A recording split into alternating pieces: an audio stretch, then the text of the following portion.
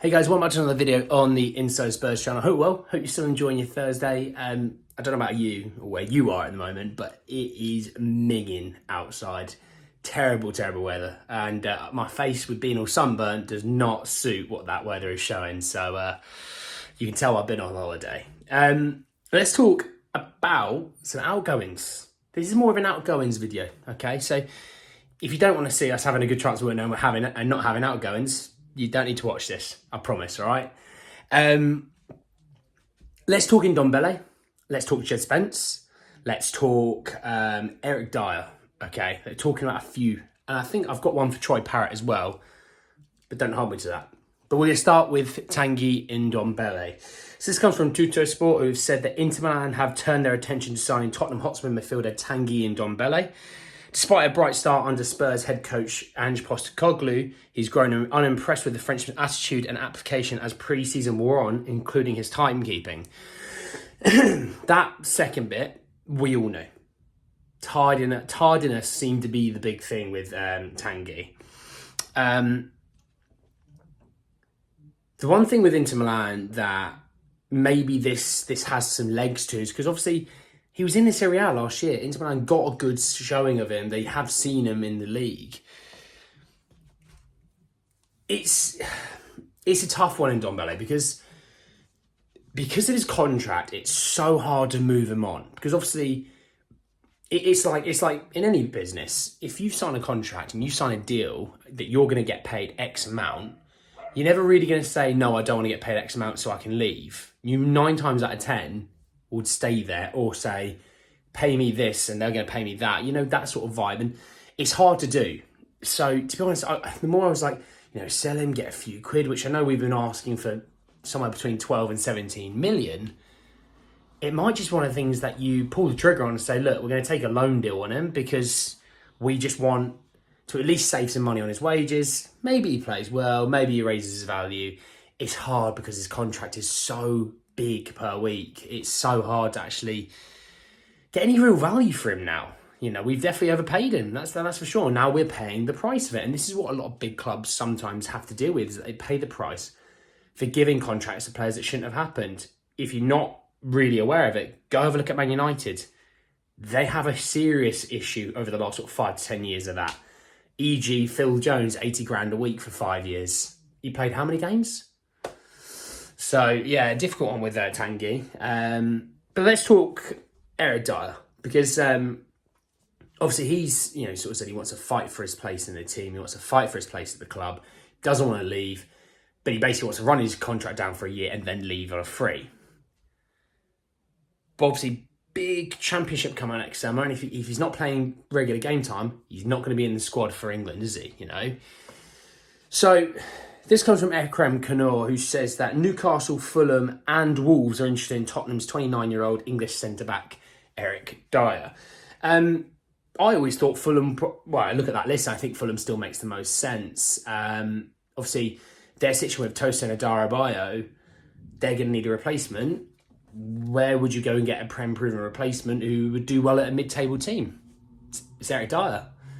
You're playing on a small pitch at Craven Cottage. It can suit a slower centre-half. Eric Dier. Can play out from the back. He's a decent enough player. English, Prem-proven. Eric Dier.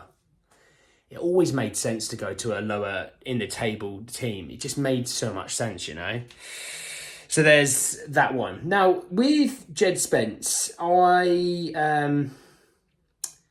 actually, let me talk Troy Parrott really quickly before. So I talked about he was going to either eventually go to maybe the Eredivisie or the Bundesliga. Basically, this comes from Alistair Gold that he's being chased by Excelsior Rotterdam, among other clubs in the Eredivisie and Bundesliga. So it's the first time we've ever got a name attached to him. With Troy, it's a difficult one. I don't know if I'll ever see him playing for Spurs. He seems to be leapfrogged by Dane Scarlett as well. And if you get leapfrogged by someone's a few years younger than you, you've still got Richarlison. We're actively looking at, a Gift Orban, or we're looking at, Jonathan David or Dusan Vlahovic or Colin Mawani, whoever it would be. Shows you're not very high up in that pecking order. And if I'm him, I move on, try and get a permanent deal in the Championship or in Holland or the Bundesliga Spurs probably get a few mil out of him.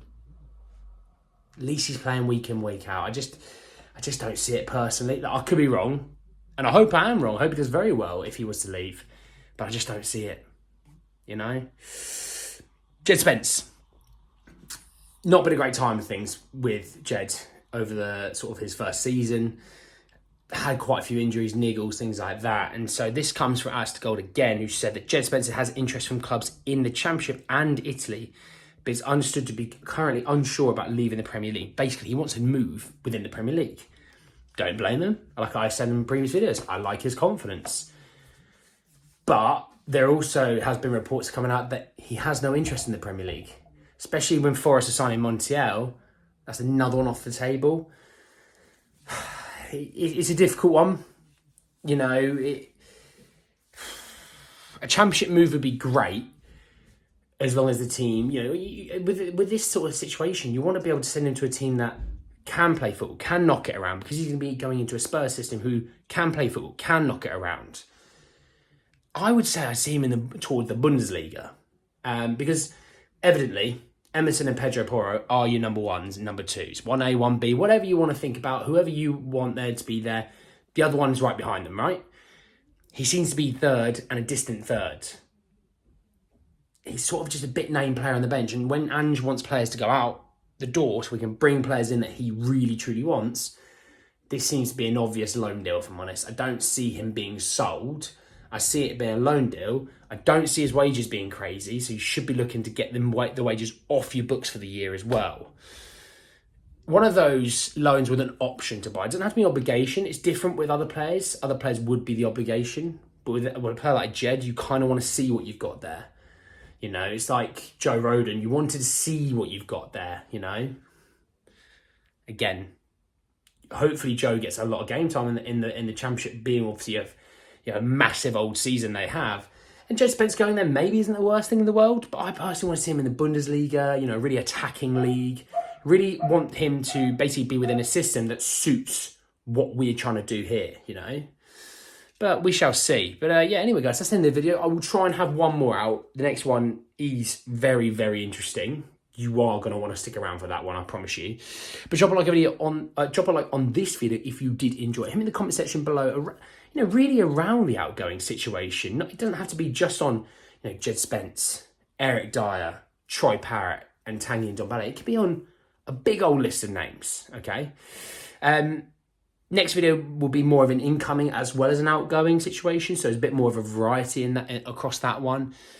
Subscribe to the channel if you are new and hit the bell notification for more. But anyway, guys, that's the end of the video, and I'll see you all very, very soon. Take care, lads.